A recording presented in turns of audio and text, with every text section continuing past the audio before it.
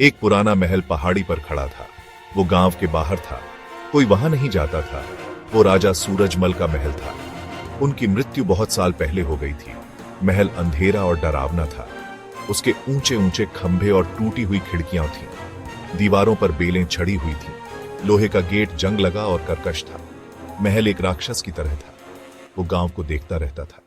लोग डरते थे। गांव वाले कहानियां सुनाते थे। वे अजीब आवाजों के बारे में फुसफुसाते थे। रात में महल में भयानक रोशनियां टिमटिमाती थीं। खिड़कियों में परछाई हिलती थी।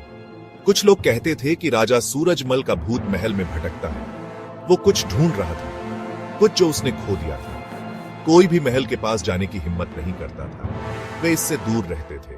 उन्हें राजा के क्रोध का डर था। मोहन, रमेश और दीपक दोस्त थे। वे जवान और बहादुर थे।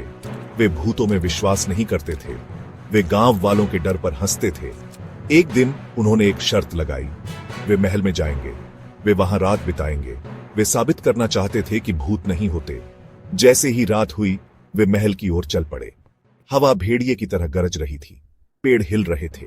दोस्तों को ठंड लग रही थी। महल अंधेरा और शांत था।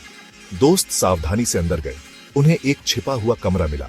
कमरे के अंदर उन्होंने एक संदूक देखा। वो सोने के सिक्कों और रत्नों से भरा था। अचानक कमरा ठंडा हो गया।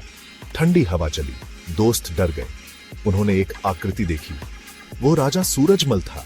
भूत बोला, "ये खजाना मेरा है।" दोस्त डर गए। उन्होंने खजाना गिरा दिया और भाग गए। वे हवा से भी तेज भागे।